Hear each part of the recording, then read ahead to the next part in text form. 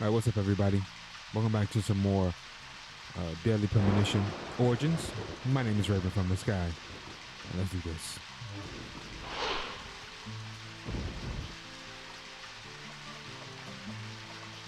It's a pretty big hospital. Guess they wanted to be ready for town-wide food poisoning. No. It's another leftover from the town's prosperous lumber days. I can imagine now, though, isn't it? My mother always talked about how energetic this town used to be. Almost like a gold rush, she used to say. Impressive. But the hotter the fever, the faster it cools. And so now there's hardly anyone left to use this place. It's to watch my hometown lose so many citizens. Beyond your understanding, I'm sure. Yes, I'm sorry to say that it is. Dude, that's why this case is our problem. There really isn't any need for you to get too involved.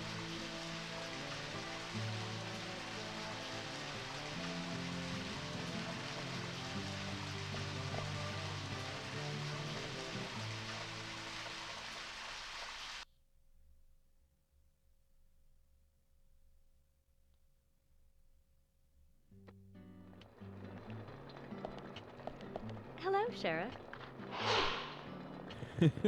Freckly Fiona, huh? Hi there, Fiona. We're here to see Usha. Do you know where he is? I think Dr. Johnson is in the computer room. A computer room. In a hospital? Nice to meet you, Mr. FBI agent. The computer room is where our employees share a computer. Very nice to meet you, too. I'm FBI Special Agent Francis York Morgan. How did you know I was FBI? Easy. None of the police in this town wear cologne. Besides, that scar on your face is the biggest rumor in town. Rumors get exaggerated as they spread, even in the countryside. What's that you're reading, if I may ask? You haven't heard of this yet? It's a recent bestseller mystery. It's set in the U.S., a small traditional North American town close to the Canadian border. A peaceful, traditional place. However, that peaceful town is shattered by a terrible crime. The murder of a local girl. And that incident causes grief and sadness to everyone in town. But everyone feels the seditious, heinous, evil still lurking, alive. Yes, much like the situation right now here in Greenvale. Fiona, don't say that. Sorry, I shouldn't have said that. With Anna dead and all. Don't worry. Books are written to entertain. It's good you're enjoying it. What we're faced with here is a terrible crime committed in a real world. Much different from that of a novel. So there's no need to apologize. Thank you, Agent York.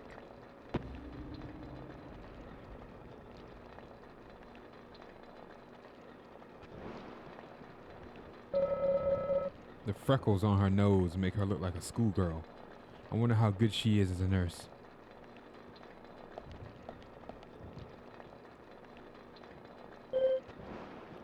Why? What's going on? Ain't nothing. She's quite pretty. She'd look better wearing something more fashionable than this dull uniform. Agree, Zach?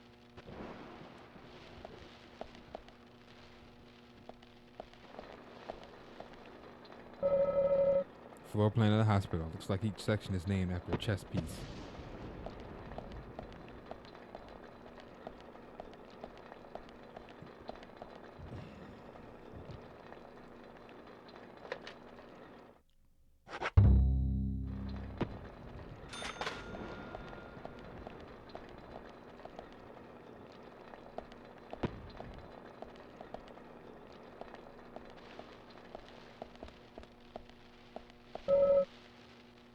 They aren't suspects. Let's go.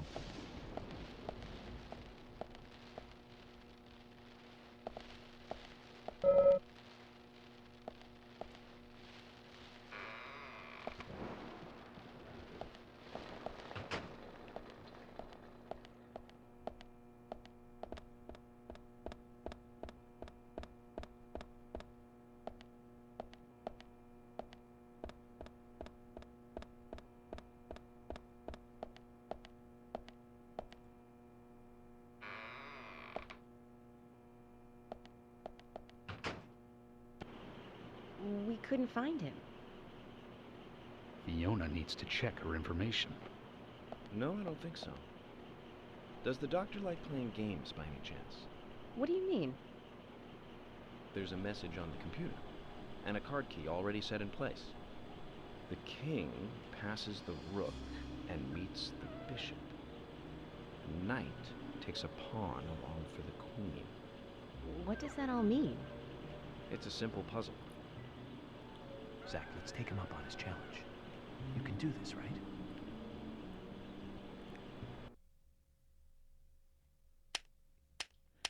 King passes rook and meets bishop. Knight takes pawn to the queen. King passes rook and meets bishop. Knight takes pawn to the queen.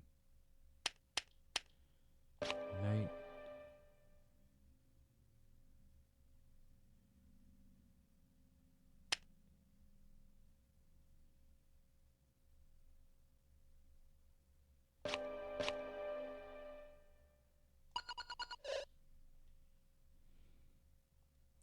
King, rook, bishop, knight, pawn, queen. Let's try that way.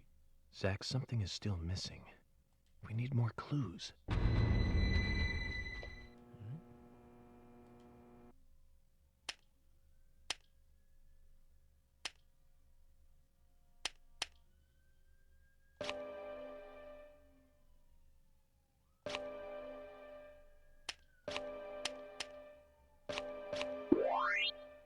Checkmate.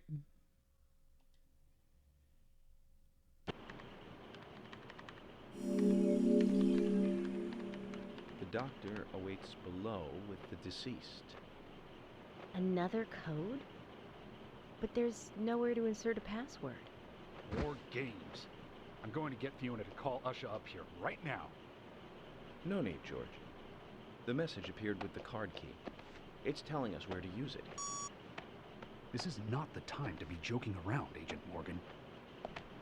Dr. Usha is below with the deceased. With Anna.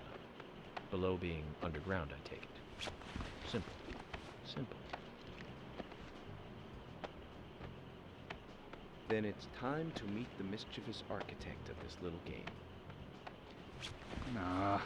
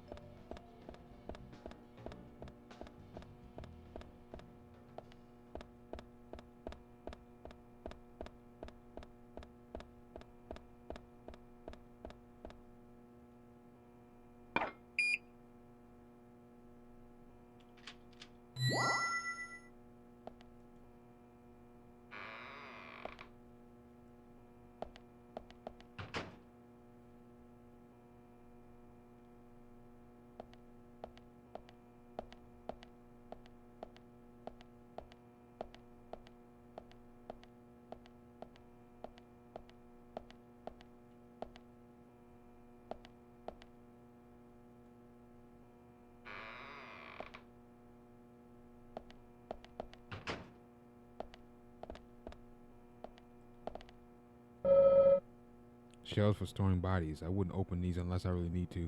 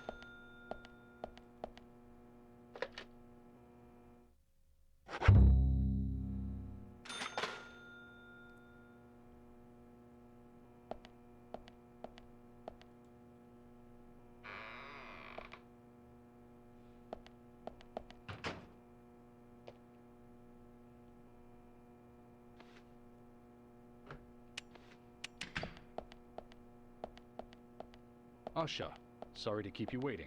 Ah, you made it. Let's get started, shall we?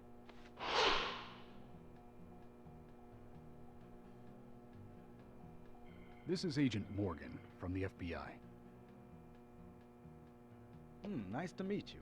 I'm Usha Johnson, the doctor in this hospital. FBI Special Agent Francis York Morgan. Please call me York. Everyone calls me that. Very well, Agent York. Are you a forensic practitioner? Let's just say I've dealt with corpses before. That battle of wits, by the way. Did you create that yourself? Mm-hmm. I just wanted to see if our FBI agent could handle the task. I see. Well, it was pretty fun. Oh, I'm glad you liked it. We don't have much time. We need those autopsy results.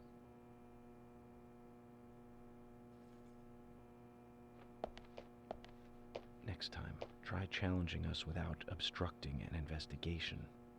You've angered the monarch.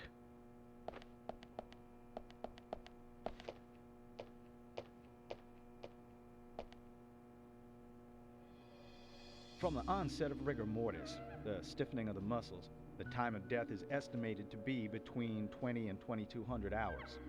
That's still quite early for such a crime to take place. Note that there are 2 exterior wounds, pressure marks around the neck, and a long cut running from chest to abdomen. Blood marks on her right hand tell us she was gripping something round in her right hand.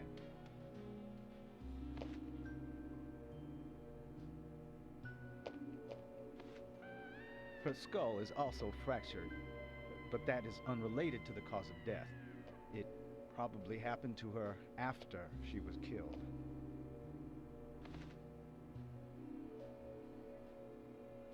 Now, I first thought death by suffocation, due to the marks on her neck. But after further investigation, I now have a different conclusion. The direct cause of death was loss of blood from the wound.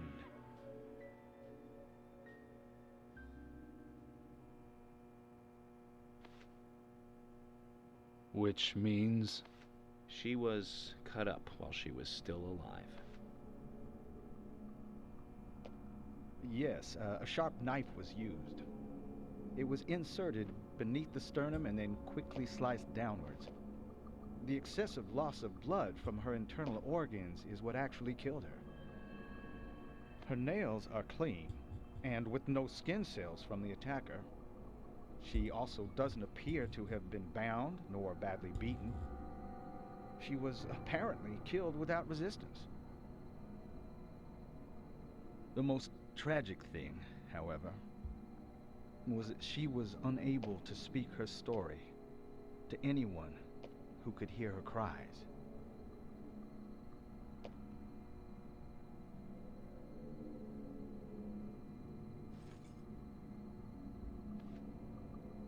The perpetrator cut out Anna's tongue. Well, I believe she was drugged first to phase her consciousness, and then the killer killed her. Now, the killer most likely has a deep, traumatized past concerning women. He probably cannot converse with them normally.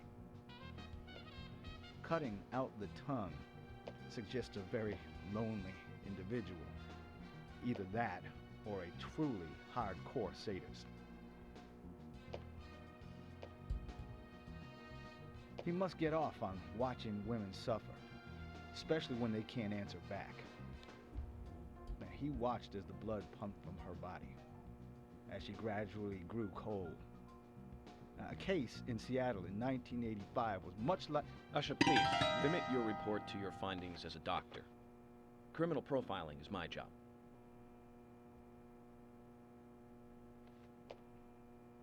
You're wrong, also. Anna died fully, deeply, painfully aware of what was happening to her. But, Tell me, what time did it stop raining on the night Anna was killed? Just before I went to bed, right after the movie on TV ended, so around 1 a.m. What movie was it? An American Werewolf in London. Directed by John Landis, 1981. So the rain stopped, accompanied by the ending song, Blue Moon. George, would you mind if I examined Anna myself? What more do you hope to find? I'm sure I mentioned that I have a personal interest in cases like these.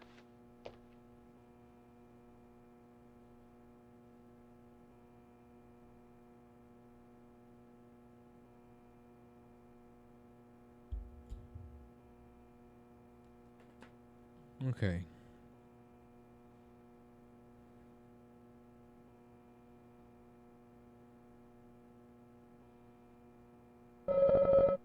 His age isn't immediately apparent, though he can't be that old. Looks like a trustworthy doctor.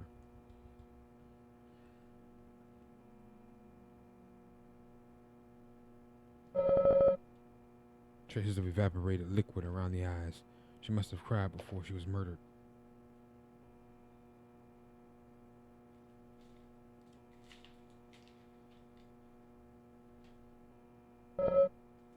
Yeah, his body is lying on the table.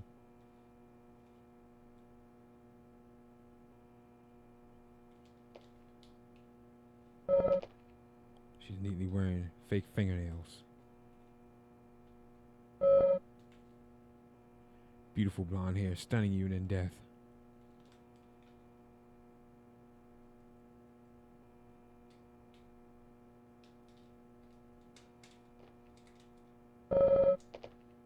Tongue has been removed. Look at the eyes of the stump. Edge of the stump.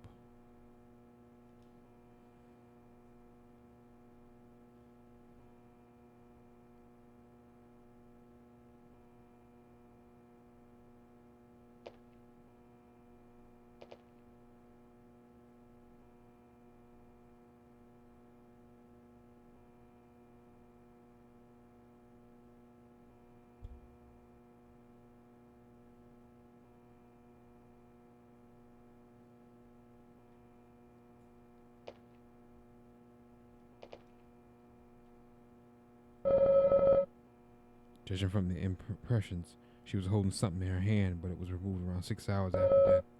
The object was circular, with a relief shaped like a peace mark.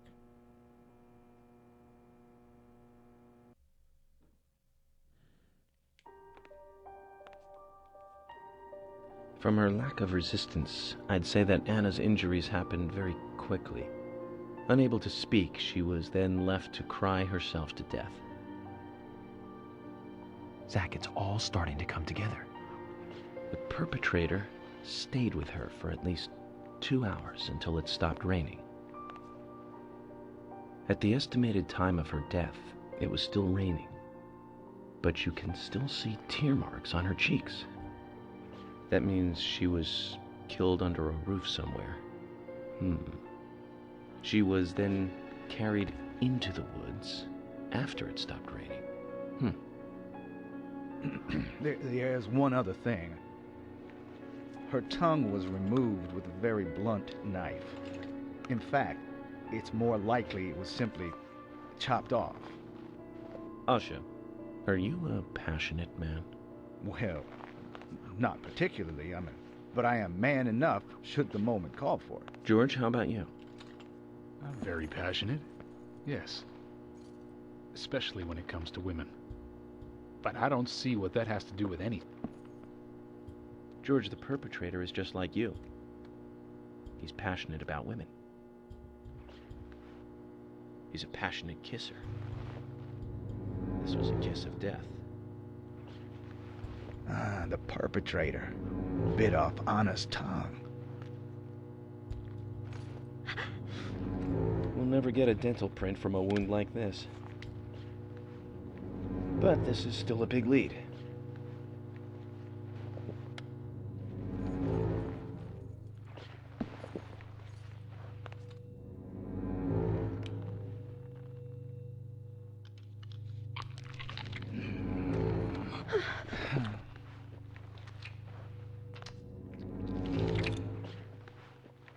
Jackpot, Zach. A shame, but our old-time all-American sightseeing tour just came to an end. This case is now under the jurisdiction of the FBI. I'm assuming command. I'll need you to assist me in the investigation. What in the hell do you mean, Agent Morgan? I know I said I was passionate, but you can't think I did this. That's not why I'm assuming command, George. You're a suspect just as much as every other passionate man on Earth. Let me show you something.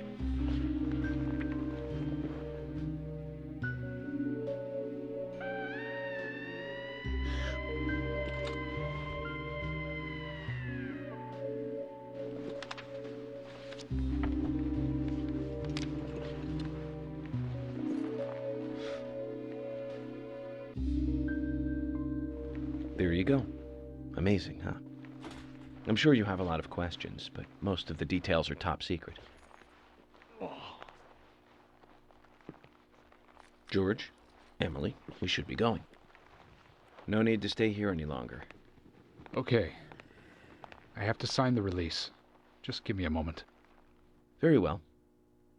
I'll go on ahead. I can't take it any longer down here.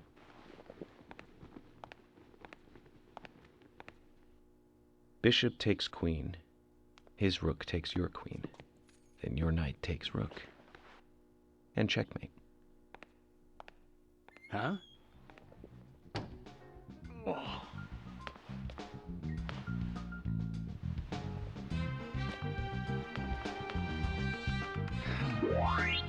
My first victory in the Grandmaster ranking.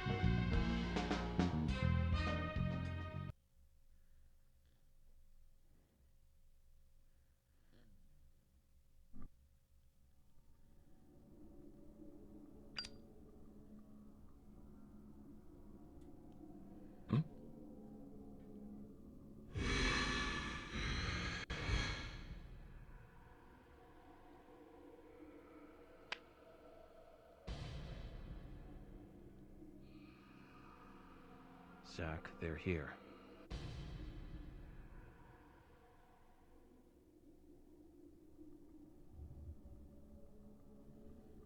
Okay. Alrighty.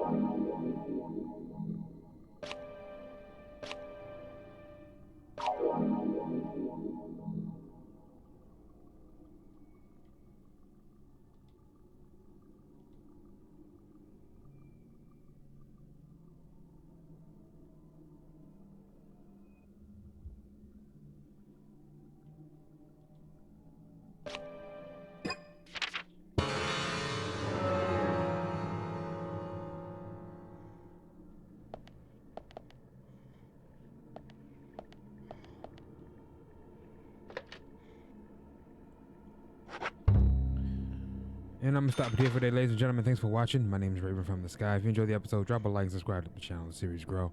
Take care, and I'll catch you guys in the next one. Peace.